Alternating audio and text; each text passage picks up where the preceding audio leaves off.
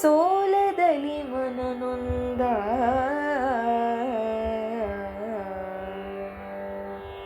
ಧರಣಿ ಪಾಲರನು ಸಂತೈಸಿ ಅಂಧನೃಪಾಲ ಕಳುಹಿದರೆ ಇವರು ಹೊರವಂಟರು ಪುರಾಂತರವ. ಧರಣಿ ಪಾಲರು ಸೋಲದಲ್ಲಿ ಮನನೊಂದರೆ ಅವರನು ಅಂಧನೃಪಾಲ ಸಂತೈಸಿ ಕಳುಹಿದರೆ ಪುರಾಂತರವ ಹೊರವಂಟರಿವರು.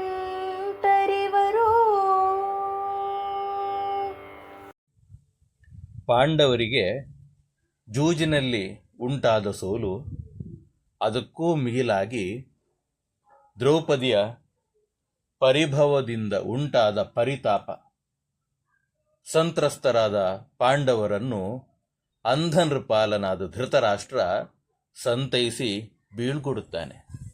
ಪಾಂಡವರು ಹಸ್ತಿನಾವತಿಯನ್ನು ಬಿಟ್ಟು ಹೊರಟರು. ನಿಯತಮತಿ ಚಿತ್ತವಿಸು, ನಿಯತಮತಿ ಚಿತ್ತವಿಸು, ಜನಮೇ ಜಯ ಮಹೀಪತಿ. ದೇವತಾ ಭಕ್ತಿಯಲಿ ಅದೇನಾಶ್ಚರ್ಯವೋ. ಶಿವ ಶಿವ ಮಹಾದೇವ,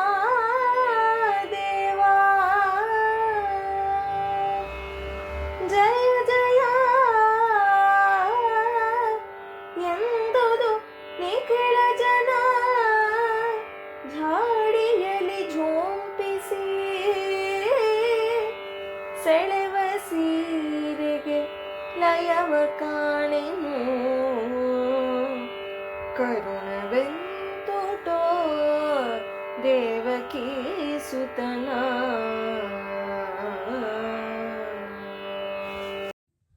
ಜನಮೇಜಯ ರಾಜನೇ, ಕೇಳು, ಈ ದೈವಭಕ್ತಿ ಎಂಬುದು ಎಂತಹ ವಿಸ್ಮಯಕಾರಿಯಪ್ಪ. ಶಿವ ಶಿವ ಮಹಾದೇವ. ಖಳರಂತೆ ದುಷ್ಟನೂ ಶಕ್ತಿಶಾಲಿಯೂ ಆದ ದುಷ್ಟ ದುಶ್ಯಾಸನನು ಝೋಂಪಿಸಿ ಎಷ್ಟು ಬಲಪ್ರಯೋಗದಿಂದ ಸೆಳೆದರೂ ದ್ರೌಪದಿಯ ಸೀರೆಯು ಕೊನೆ ಮುಟ್ಟಲಿಲ್ಲ. ಸೆಳೆದಷ್ಟು ಅಕ್ಷಯವಾಯಿತು. ಸಭೆಯಲ್ಲಿದ್ದು ಎಲ್ಲವನ್ನು ಕಣ್ಣಾರೆ ಕಾಣುತ್ತಾ ಸಹಿಸಲೂ ಆಗದೆ ಪ್ರತಿಭಟಿಸಲು ಸಾಧ್ಯವಾಗದೆ ನೋಡುತ್ತಿದ್ದ ಮಂದಿ ಈ ಭಗವಲ್ಲೀಲೆಯನ್ನ ಕಣ್ಣಾರೆ ಕಂಡು ಜಯ ಜಯ ಎಂದು ಜಯಘೋಷವನ್ನು ನಡೆಸಿತು. ಉಗಿದು ಹಾಯ್ಕುವ ಖಳನ ನಿಡುದೋಳುಗಳು ಬಳಲದವು ಅಳ್ಳೆ ಹೊಯ್ದವು.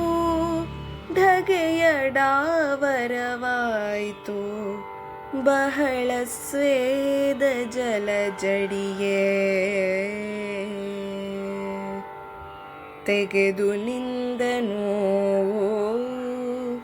ಸೀರೆಯೊಟ್ಟಿಲು ಗಗನವನು ಗಾಹಿಸಿತು. ಗರುವೆಯ ಬಗೆಗೆ ಬೀಸರವಿಲ್ಲ, ಬೆರಗಾದುದು ಮಹಾಸ್ಥಾನ.